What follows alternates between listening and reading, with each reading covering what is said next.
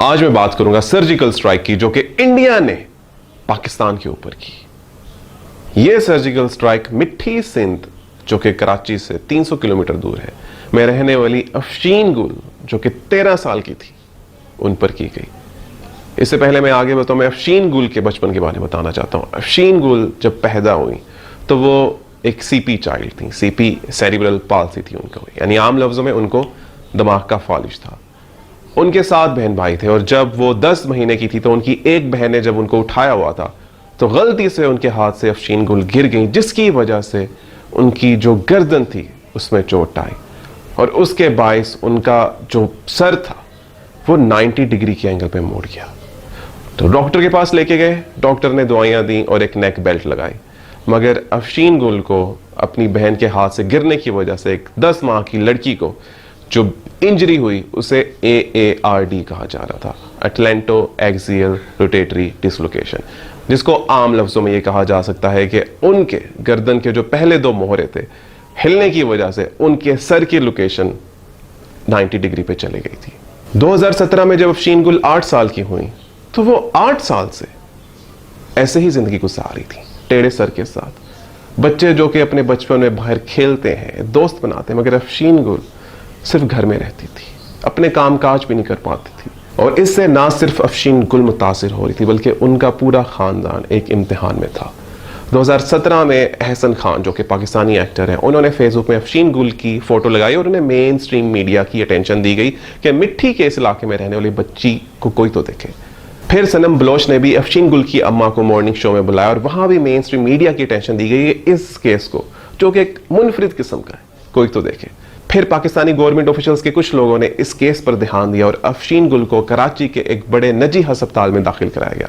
मगर अफशीन गुल के पेरेंट्स ने खुद छुट्टी ली उस अस्पताल से सेकंड ओपिनियन के लिए, क्योंकि इस ऑपरेशन में जिसमें उनकी गर्दन, उनके सर को सीधा किया जाना था, अफशीन गुल का जो सर्वाइवल चांस था वो 50% था।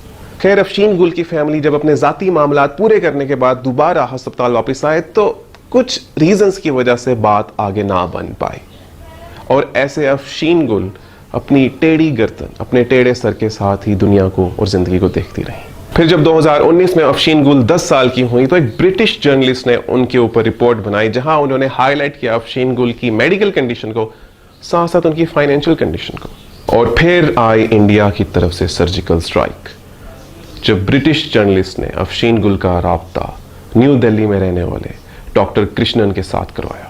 डॉक्टर कृष्णन, जो कि न्यू दिल्ली में अपोलो हॉस्पिटल में कॉम्प्लेक्स स्पाइनल सर्जरीज के स्पेशलिस्ट थे, जब उनसे अफशीन गुल का केस डिस्कस किया गया तो उन्होंने अफशीन गुल से कहा कि आप लोग इंडिया आ जाए। 2021 नवंबर में अफशीन गुल इंडिया रवाना हो गई।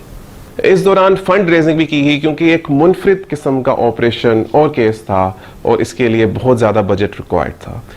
खैर, जब 2021 के आखिर में अफशीन गुल अपनी फैमिली के साथ इंडिया पहुंची तो वहाँ उन्हें भी बताया गया कि जो सर्वाइवल रेट है वो अफशीन गुल का 50% होगा। अफशीन गुल के जो अब्बू हैं मिस्टर कंबर, उन्हें बताया गया, डॉक्टर कृष्णन ने बताया कि इस ऑपरेशन के दौरान अफशीन गुल के फेफड़े या दिल काम करना बंद कर सकते हैं। मगर डॉक्टर कृष्णन ने बहुत ही सेंसिटिव और काइंड अंदाज में उन्हें काउंसल किया, जिस पर इवेंचुअली मिस्टर कंबर मान गए कि यह ऑपरेशन किया जाए और इस बात को आगे बढ़ाया जाए। अफशीन गुल को अस्पताल में दाखिल कर लिया गया और अफशीन गुल के ऑपरेशन के लिए सारी तैयारियां करना शुरू हो गई। अफशीन गुल का ऑपरेशन कोई आम ऑपरेशन नहीं था। उनकी गर्दन और सर को सीधा करने के लिए पहले 2 मेजर सर्जरीज की गई, फिर उसके बाद एक मेन नेक सर्जरी की गई और उसके बाद एक मेजर ऑपरेशन किया गया, जिसमें उनकी खोपड़ी को गर्दन के साथ स्क्रूज और स्टिक के साथ जोड़ना था।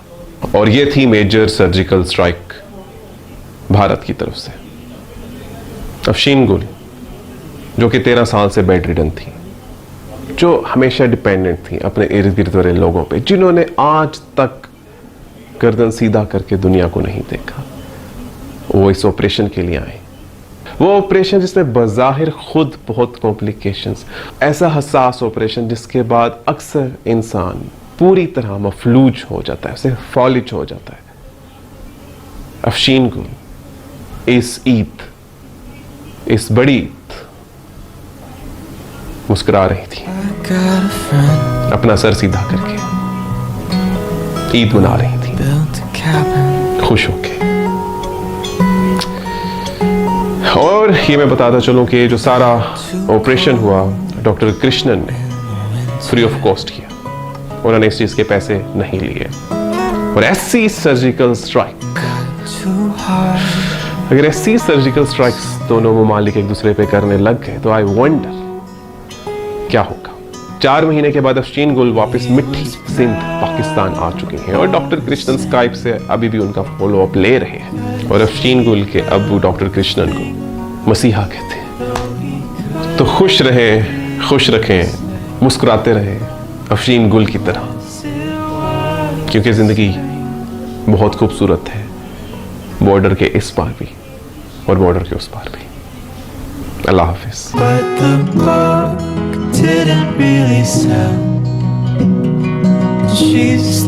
डॉक्टर कृष्णन के बारे में मैंने एक डॉक्यूमेंट्री देखी थी, उस लड़की का नाम था महेंद्र अग्रवाल। तो उसकी जो है ना वो यूट्यूब पे वीडियो थी सर्जरी की। तो उसको मैंने देखे फिर डॉक्टर से रब्ता किया मैंने। तो डॉक्टर ने हमें बताया कि कैसे सर्जरी होगी, कैसे इसका इलाज होगा, कैसे इसका वीज़ा होगा। वो हमें जो सारा कुछ डॉक्टर ने गाइड किया। तो डॉक्टर ने गाइड किया, फिर हम चले आए।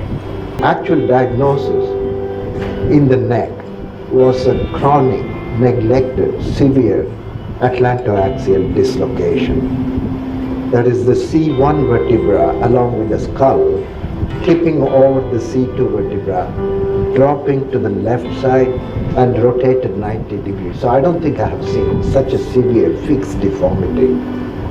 And she had spinal cord compression and cervical myelopathy. Cervical myelopathy means compression of the spinal cord leading to neurological dysfunction or deficit in the upper and lower limbs, depending on where the site of compression is. First stage was putting her in halo gravity traction. So she had a ring around the skull with pins going into the skull and weights attached to it. When she was lying in bed, weights attached to a bed pulley system, and then when she sat in a wheelchair, weights going through an overhead pulley. So we kept her in traction with gradual distraction and monitoring her clinical and neurological status. Nothing went wrong, for which we are very thankful. After a few weeks, we repeated the scan, which showed that the rotation had diminished. Decreased significantly. So from 90 degrees, it had reduced about 60 degrees. And the problem is the dropped head didn't correct as much as I would have wanted. I expected this because in a growing child, after 12 years, the bones adapt. This applies to any part of the body. So she had bony adaptive changes which prevented adequate repositioning of the skull on C2 and the trunk. Second step was the second surgery to release the sternocleidomastoid muscle, which takes origin from the sternum and the inner or medial 1/3 or half of the clavicle collarbone, and then inserts in the mastoid process behind the ear. You can actually see it contracting when I turn the head. So I modified conventional procedures. Rather than just releasing them at the origin and the insertion, I took out segments, a couple of centimeters top and bottom. The idea behind this was we can't stop the dystonia, but remove the fulcrum so that even if the lever arm keeps contracting, it can't pull on anything. It's been detached above and below. So scans later showed that the deformity was further corrected. So I decided to proceed with surgery, which happened on the 28th of February. I had a long discussion with the family on the Sunday before the surgery. I told them the possible risks. She could die during the surgery, she could die afterwards. She could have infection, she could have further neurological deficit, but over and above all that, the risk of death was high. They understood. And they wrote me a message which I think touched my heart. The family asked, if she does die, how will we get the body back to Pakistan? And I decided I'll do the best to make sure she doesn't die on the table. जी हाँ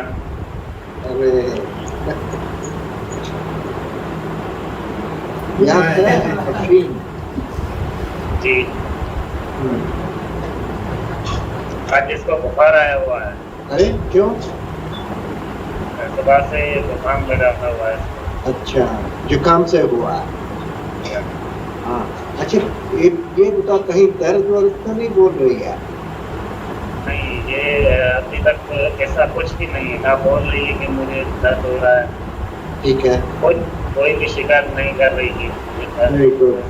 और इसको भूख ठीक लग रहा है, खाना सही खा रही है? हाँ, जैसे आपने बोला ना कि हाँ। चावल खाओ, सब्जी खाओ, दूध खाओ। हाँ हाँ, तो थोड़ा मैंने- सा ना, थोड़ा सा शक्ल भरी हुई है। चलो अच्छा है, एक खूब खाना तुम, ठीक है? अच्छा, ये हाथ दिखाओ। चलेगा। हाँ, अच्छा, मुट्ठी बनाओ और सीधा करो उंगली। Very good. अच्छा, इसका लगता है थोड़ा हाथ में भी ताकत वापस आ रहा है। क्या आप लोगों को क्या लगता है, कुछ चलने में, हाथ बाजू चलाने में, टांग चलाने में कुछ आराम है? जी हाँ, आराम तो है, हाँ। लेकिन अभी ये कहना मुश्किल है। अच्छा हाँ, वो आराम से ये कर रही है।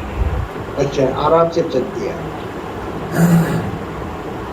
हाँ, इसका बैलेंस पहले से कुछ बेहतर है? हाँ, पहले से कुछ बेहतर है।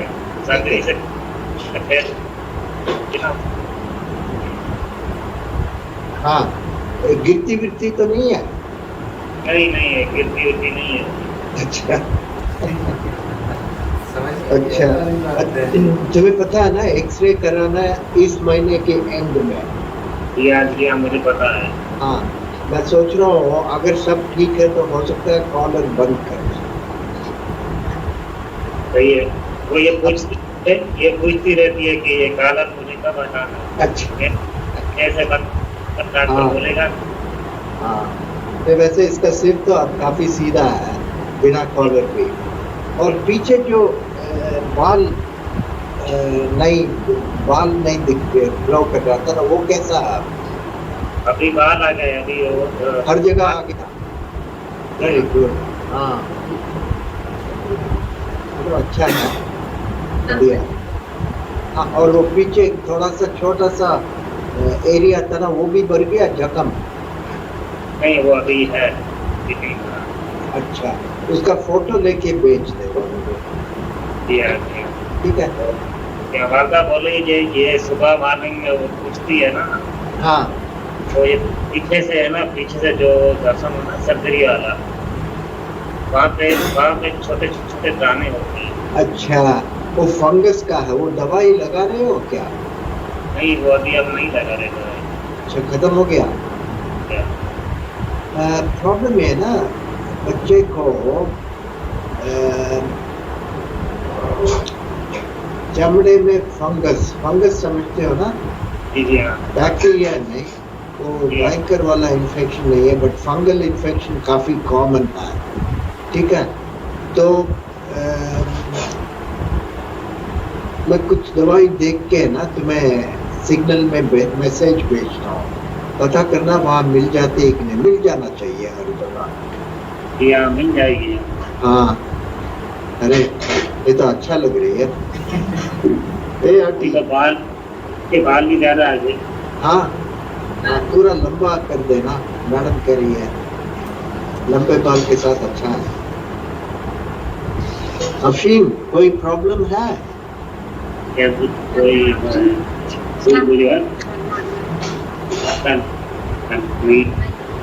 नहीं जाना। नहीं?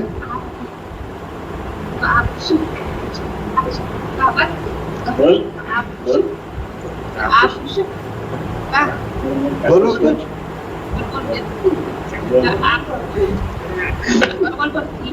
शर्मा रही है। हाँ अच्छा। ये क्या है अफशीन, शर्माने की क्या जरूरत है? हाँ, छोटी सी बच्ची हो, खूब चल रहे हो कि नहीं? नहीं आते ये कह रही है। हाँ अच्छा, और खाना खूब खाना, ठीक है? चावल भी खाना, नहीं तो पतले पतले ही रहोगे तुम। तो मैंने समझे? आपने बताया था ना कि चावल सब्जी और दूध खाना है। हाँ। तो खाया खाना और सारा। इसको मुझे लगता है अभी भी नींद है। नहीं, अभी अभी नींद से मैंने उठाया इसको। मैंने अच्छा। फिर हाँ। पूछा मैंने कि अब से बात करेंगे या नहीं। हाँ। तो किसी ने बताया कि मैं बात करूँगा। अच्छा, गुड। हाँ, तुम्हें पता है ना, कोई प्रॉब्लम हो तो मुझे मैसेज भेज सकते हो कभी भी, ठीक है? इसका है ना, चलना है ना थोड़ी दूर, चलते हुए भी वीडियो लेके मेरे पास भेज, ठीक है? जब टाइम मिले, 1-2 दिन में, ठीक है? अरे बहुत हंस रही है। वेरी गुड, बहुत अच्छा है। ए अफीन, पढ़ाई करना है? हमारी वादा रही है, आपकी तबीयत सही है? सॉरी, मुझे क्या चीज? हमारी कदर जो है ना वो बेची है, वो बोल रही है आपकी तबीयत सही है आपकी। हाँ, अभी फिलहाल ठीक है। मुझे तो कुछ न कुछ होता रहता है, उसकी फिक्र छोड़ो। कब तक दुआ कर रही बोलिए, मैं दुआएं कर रही हूँ आपके। हाँ, थैंक यू। हाँ, धन्यवाद। और ए अफीन, कुछ बोलो, तुम तो हंसते रहते हो, कुछ तो बोलो। शर्मा रही है। शर्मा बहुत अच्छा, सुंदर स्माइल है इसका। हंसते रहो, तुम खुश रहो, ठीक है? अब मैं इसे स्कूल में एडमिशन करवा रहा हूँ इसकी। वेरी गुड, अच्छा है, बढ़िया है। मैडम पूछ रही थी बहुत दिन से कब पढ़ाई शुरू करेगी। कल मैं इसको एडमिशन करवा रहा हूँ। ए अफशीन, देख रहे हो? बहुत सुंदर लग रहे हो, बहुत सुंदर। अच्छा, पढ़ाई अच्छा करना, ठीक है? और बहुत प्यारा है वो कमीज, ब्यूटीफुल।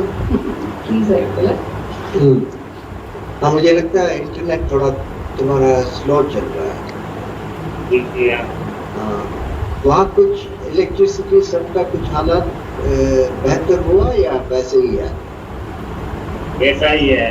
अच्छा, थोड़ा प्रॉब्लम होता होगा ना वहाँ? यहाँ का भी मसला है तो लाइट का जैसे। हाँ। मैं वहाँ पे अकेली गई थी इसको लेके ना। अच्छा। ये बेटी मेरी हार्ट पेशेंट है, इसकी मैं सर्जरी करवाने के लिए गई सर्जरी थी। करवाने गई थी जी। और आपने जैसे उनकी सर्जरी करवाई है तो क्या कहना चाहेंगे सर्जरी के हवाले से? हॉस्पिटलाइजेशन भी उनकी बड़ी जबरदस्त है। बेस्ट वहाँ की ट्रीटमेंट। सर्विस मुझे अब चाहे कोई मरवा दे कि अगर मेरे पाकिस्तान में, अगर मेरे मुल्क पाकिस्तान के अंदर, अगर मेरे प्यारे पाकिस्तान के अंदर, अगर मेरी जान पाकिस्तान के अंदर मेरी बेटी का इलाज होता है तो मुझे बताया मैं इंडिया जाती। आपने बड़ा जबरदस्त कहा कि अगर आपकी बेटी का इलाज यहाँ होता तो आप क्यों जाती वहाँ? जी, यहाँ के डॉक्टर्स ने कहा था ना कि आप इसको इंडिया ले जाएंगे, आप इसका इलाज नहीं है। कहते ना किसी का खा के हराम नहीं करते। तो मैं जब वहाँ पे गई हूँ, मुझे वहाँ के डॉक्टर्स, जो इंडिया का ब्रांड है डॉक्टर राजेश शर्मा, अगर वो वीडियो देख रहे हैं तो डॉक्टर साहब आपके बड़े एहसान है मेरे ऊपर, आपने मेरी बेटी की जिंदगी बचाई। बचाने वाली अल्लाह की जात है, आपको अल्लाह ने वसीला बनाया था जिसकी वजह से आज ये मेरी बेटी